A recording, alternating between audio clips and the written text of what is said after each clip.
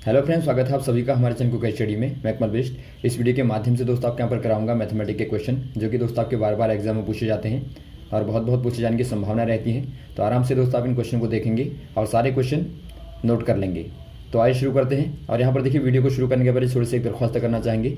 यदि आपने हमारे चैनल को सब्सक्राइब नहीं किया दोस्तों अभी तक, तो प्लीज़ हमारे चैनल को सब्सक्राइब करें और बेल आइकन को प्रेस करना ना भूलें, ताकि हमारे वीडियोज़ की नोटिफिकेशन आपको प्रथम प्राप्त हो सके। तो देखिए, शुरू करते हैं। क्वेश्चनों को आप स्क्रीन पर देखिए और यहाँ पर आपको सॉल्व करके हम आपको बताएंगे। पहला क्वेश्चन देखता है आपको, दो रेलगाड़ियाँ एक ही दिशा में क्रमशः 45 किलोमीटर प्रति घंटा तथा 60 किलोमीटर प्रति घंटे की चाल से जा रही हैं। तेज़ गति से चलने वाली जो रेलगाड़ी है वो धीमी गति वाली से 5.5 घंटे पहले पहुँच जाती है। तो आपको बताना कुल दूरी क्या होगी। अब देखिए दोस्तों, बहुत ही अच्छा क्वेश्चन है और बार बार पूछा जाता है। चाल और समय वाले में, रेलगाड़ी और समय वाले जो क्वेश्चन आते हैं उनमें पूछा जाता है। इसमें देखिए, आपको पहले जो दिया है वो आप यहाँ पर बना लीजिए। देखिए, आपको एक पहली वाली जो आपकी रेलगाड़ी दी है उसकी चाल आपको दी है 45 किलोमीटर प्रति घंटा। आप मान लीजिए ये आपकी ए वाली है। दूसरी वाली जो आपकी दी है उसे आप बी मान लीजिए और इसकी चाल आपको दी है दोस्तों 60 किलोमीटर प्रति घंटा। अब यहाँ पर देखिए, माना ये आपकी दूरी है, यहाँ से चलना प्रारंभ करती है, एक ही दिशा में चल रही है तो आपका इधर ही को चलेंगी।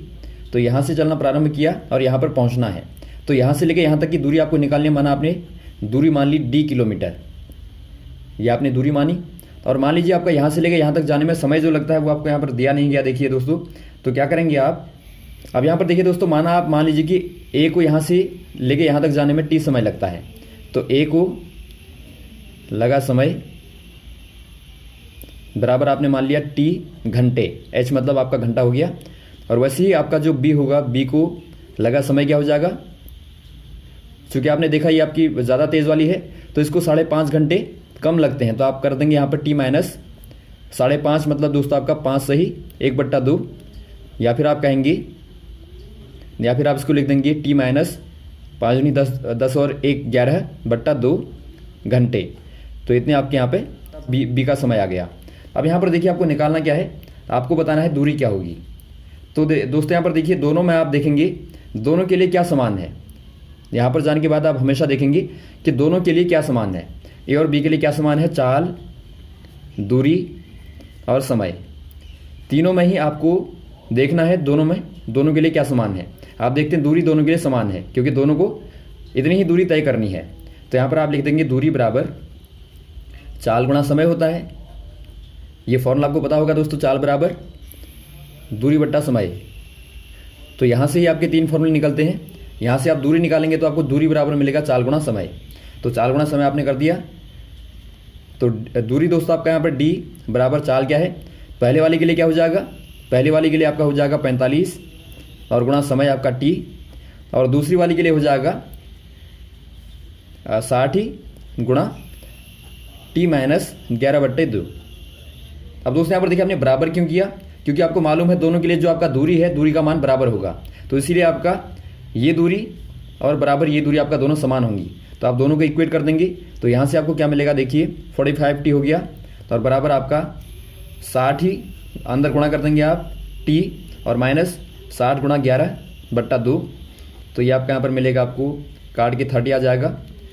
अब दोस्तों यहाँ पर देखिए, आप 45 को इधर ले आइए, 45t को आप इधर ले आएंगे तो आपका 60t माइनस 45t, और बराबर दोस्तों आपका जो यहाँ पर आएगा 30 गुणा 11 जो है, इसको आप इधर ले आइए, लेफ्ट में ले आइए, तो आपको मिलेगा 330। तो ये आपका यहाँ पर मिलता है आपको 15t बराबर 330। तो t बराबर क्या हो जाएगा दोस्तों, 330/15 कर देंगे, बराबर आपका 15 दूनी 30, 15 दूनी 30, 22 आपका यहाँ पर आ गया। तो 22 घंटे दोस्तों आपका समय निकलता है। अब देखिए, आपका समय आपको मिल गया, तो आराम से आप निकाल देंगे दूरी क्या होगी। दूरी बराबर होता है आपका, आपने देखा, चाल गुणा समय। तो चाल आपका 45 गुणा समय दोस्तों आपका 22 घंटे। तो गुणा कर देंगे तो आपको मिल जाएगा 990। 990 क्या आ जाएगा दोस्तों, किलोमीटर आपकी दूरी आ जाएगी। तो ये आप सही कर देंगे। अब अगला क्वेश्चन देखिए, अगला क्वेश्चन पढ़ते हैं। राम और श्याम ने मिलकर के 3,364 रुपये 5% वार्षिक ब्याज की दर से चक्रवृद्धि ब्याज पर दिए। 3 साल के बाद राम को उतनी ही राशि मिलती है जितनी कि श्याम को 5 साल के बाद में मिलती है। तो आपको बताना है मूलधन में राम का हिस्सा क्या था। ये क्वेश्चन भी आपका वही है, अच्छा क्वेश्चन है, बार बार आता है। यहाँ पर देखिए दोस्तों, पहला काम क्या करेंगे आप, पहला काम आप मान लेंगे कि माना जो राम का मूलधन है, राम का जो मूलधन है दोस्तों वो क्या है, वो आप ए रुपया मान लें। तो राम का ए रुपया होगा तो श्याम का क्या हो जाएगा दोस्तों, श्याम का जो मूलधन होगा क्या हो जाएगा, वो आपका 3364 माइनस ए कर देंगे आप, इतना रुपया। क्योंकि देखिए आपका मान लीजिए आपको दोनों में बांटना है, मान लीजिए आपके पास में 10 रुपये थे, आपको ए और बी में बांटना है। यदि ए को 4 रुपये पहुंचे तो बी को क्या पहुंचेगा दोस्तों, 10 माइनस 4 अर्थात 6 रुपये। तो यही आपने यहाँ पे किया है। हमेशा आप यही करेंगे जब आपको दो चीज़ों में बांटना होगा, तो एक को तो आप मान लेंगे, दूसरे को आप घटा के निकाल लेंगे। अब आप करेंगे 3 वर्ष के बाद में। यहाँ पर आपको देखिए दिया क्या है, आपको संबंध दिया है कि 3 वर्ष का राम का चक्रवृद्धि ब्याज बराबर दोस्तों 5 वर्ष का श्याम का चक्रवृद्धि ब्याज, ये दोनों बराबर हैं। आपको दिया गया है कि ये दोनों राशियां बराबर हैं, तो आप यहाँ पर फॉर्मूला लगाएंगे, कंपैरिजन करके आराम से निकाल लेंगे। अब देखिए दोस्तों, आपका चक्रवृद्धि में थोड़ा सा कैलकुलेशन होता है, तो इसमें आप ज़्यादा घबराएं नहीं, आपको कैलकुलेशन सही रखनी पड़ेगी, आप आराम से निकाल लेंगे। आपको दर दी है दोस्तों 5%, और यहाँ पर फॉर्मूला आप क्या लगाएंगे, फॉर्मूला आप लगाएंगे दोस्तों P1 + R/100, और यहाँ पर P मतलब मूलधन होता है, R मतलब दर होता है, T मतलब समय होता है। तो दोनों के लिए आपका अलग अलग होगा। देखिए यहाँ पर मूलधन क्या है दोस्तों, फॉर्मूले में रख दीजिए आप, A मूलधन हो जाएगा, और 1 + 5/100 और समय आपका 3 बराबर आपका, इसके लिए मूलधन हो जाएगा 3364 माइनस A और 1 + 5/100 और यहाँ पर आपका 5। अब आप इनको सॉल्व करेंगे, अंदर देखिए आप सॉल्व करेंगे दोस्तों, तो ये आपका 1/20 आ गया। 1 धन 1/20 बराबर क्या होगा, 20 कम 20 और 1 21/20 हो जाएगा। तो 21/20 कर देंगे आप यहाँ पे, की पावर 3 घात 3 है, और 3364 माइनस A, और यहाँ पर भी आपका आ जाएगा सेम है अंदर, तो यहाँ भी आपका 21/20 और यहाँ पर आपका 5।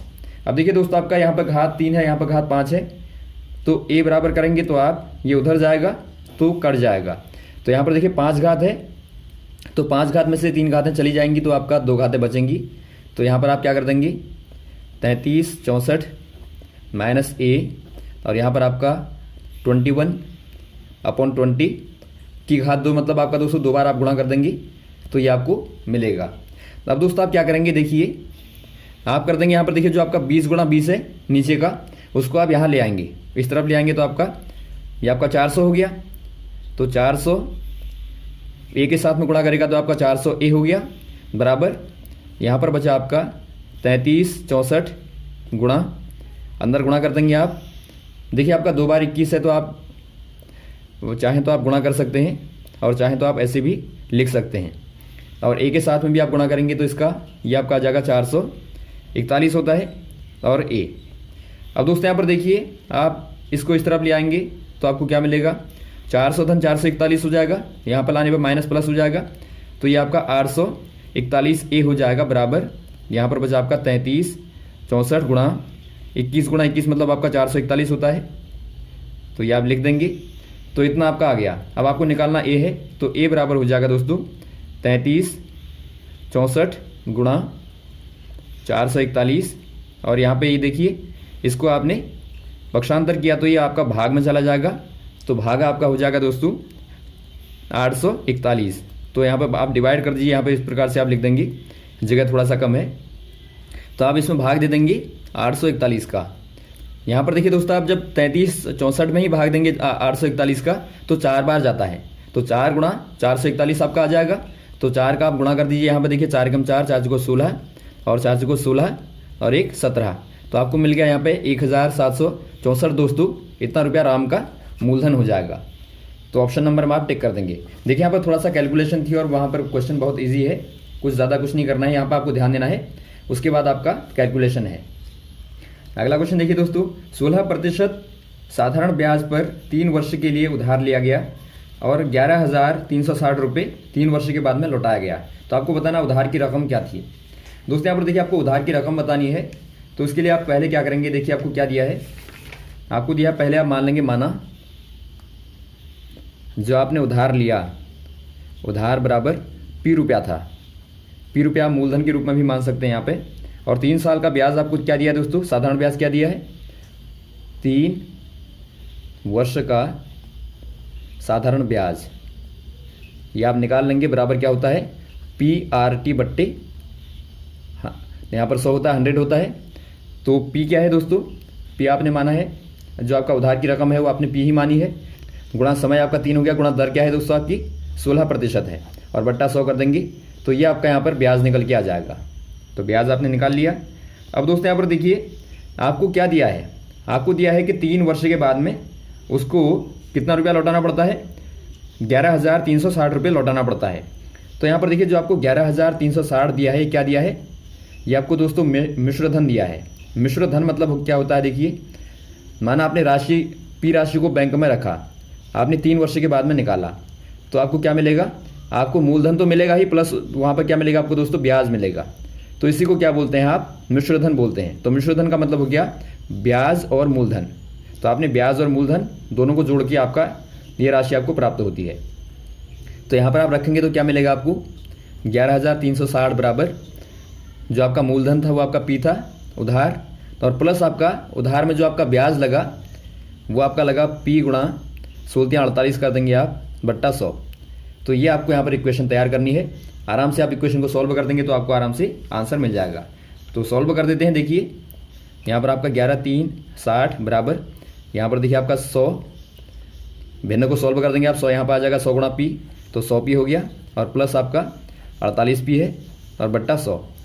अब देखिए दोस्तों आपका 100 यहाँ पर गुणा कर देगा, और 1 से यहाँ पर गुणा कर देंगे तो आपको क्या मिलेगा, 100 पी धन 48 पी आपका 148 पी हो गया, और बराबर आपका 11,360 गुणा 100। अब दोस्तों यहाँ पर देखिए पी बराबर क्या हो जाएगा, 11,360 गुणा 100, और बट्टे आपका 148 कर देंगे। तो भाग देने पर दोस्तों देखिए जब आप इसमें भाग देंगे तो आपको मिलेगा लगभग 76.75 मिलेगा, और गुणा 100। तो देखिए आपका 100 से आप गुणा करेंगे तो आपका 2 स्थान पीछे हट जाएगा, तो 76-75 रुपये आपका अप्रोक्सीमेटली निकल के आ जाएगा। तो यही आपका आंसर हो जाएगा। तो केवल आपको थोड़ा सा कैलकुलेशन में ध्यान देना है। अगला क्वेश्चन देखेंगे दोस्तों आप, अगला क्वेश्चन क्या दिखाई देता है। अगला क्वेश्चन देखिए दोस्तों क्या दिया आपको, एक शंकु की त्रिज्या तथा उसकी ऊंचाई का अनुपात 4:7 है। यदि इसका वक्रीय क्षेत्रफल आपको दिया है 3,168 वर्ग सेंटीमीटर हो तो त्रिज्या क्या होगी। दोस्तों यहाँ पर देखिए आपको क्या दिया है, पहले आप देख लेंगे आपको दिया क्या है। दिया है एक शंकु की त्रिज्या, पहले आप शंकु को समझें। यहाँ पे ये शंकु है, इसकी तिर्यक ऊंचाई दोस्तों आपकी किनारे वाली तिर्यक ऊंचाई कहलाती है। ये तिर्यक ऊंचाई है, तो इसको आप एल बोलते हैं, और त्रिज्या को आप आर मान लेते हैं। तो देखिए आपको दिया है आर बट्टा एल बराबर 4/7। अब देखिए जब भी आपको अनुपात दिया होगा दोस्तों, पहला काम क्या करेंगे आप, आर बराबर आपका 4x मान लेंगे, और एल बराबर आप 7x मान लेंगे।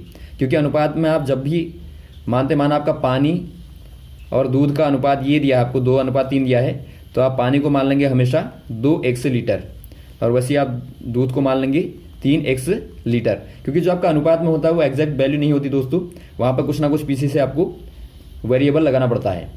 तो वैसे आपने यहाँ पर मान लिया। अब देखिए यहाँ पर क्या करेंगे आप, आपको दिया क्षेत्रफल बराबर क्या होता है दोस्तों, वक्रीय क्षेत्रफल आपको दिया। देखिए वक्र मतलब जो आपका बाहर का होता है, और इसका फॉर्मूला आपको मालूम होना चाहिए, πr/l होता है, जो कि आपको दिया है 3168 वर्ग सेंटीमीटर। तो यहाँ पर दोस्तों आप मान रख देंगे तो आराम से आपको निकल के आ जाएगा, πr/l बराबर 3168। तो पाई की जगह पर आप 22/7 कर देंगे, गुणा आर की जगह पर आपने माना है, आर यहाँ पे कैपिटल बना लेंगे, 4x आपका माना है, गुणा ये आपका एल बराबर 7x है, बराबर 3168। अब दोस्तों यहाँ पर देखिए 7 से आप 7 को काट दें, तो यहाँ पर गुणा करेंगे तो क्या मिलेगा आपको, 88। x गुणा x क्या हो जाएगा, x का स्क्वायर हो जाएगा, बराबर 3168। तो x स्क्वायर बराबर क्या हो जाएगा दोस्तों, 3168 बट्टा 88 कर देंगे आप। 88 चूँकि यहाँ पर गुणा कर रहा है, पक्षांतर करने पर भाग करेगा, तो ये काटने पर आपको 36 मिलेगा, 36 मिलेगा। तो x बराबर क्या हो जाएगा, √36 कर देंगे तो आपको 6 सेंटीमीटर मिलेगा। तो x आपने दोस्तों माना था यहाँ पर, तो आपको त्रिज्या क्या क्या निकल के आ जाएगी, r बराबर आपने 4x माना था तो 4 गुणा 6 कर देंगे आप, तो ये 6 को 24 आपको मिलता है, तो 24 सेंटीमीटर आपका आंसर हो जाएगा। और वैसे ही माना आपको त्रिज्या ऊंचाई पूछी जाती तो 7 गुणा 4 कर देते, आपका 7 को 28 आपका निकल के आ जाता। तो इस प्रकार से दोस्तों आप पहले x को निकालते हैं, बाद में यहाँ पर मान रख के आप आराम से निकाल लेते हैं। तो ये 4 क्वेश्चन आप देखिए फिलहाल दोस्तों, ज़्यादा वीडियो लंबा हो जाएगा, तो अगले वाले पार्ट में जो आपके बचे हुए क्वेश्चन हैं उनको भी आपको करा देंगे। और कोई क्वेश्चन आपका हो, यदि आपको कोई कन्फ्यूजन हो तो आप कमेंट बॉक्स में कमेंट करें। ओके, थैंक्स, जय हिंद, जय भारत।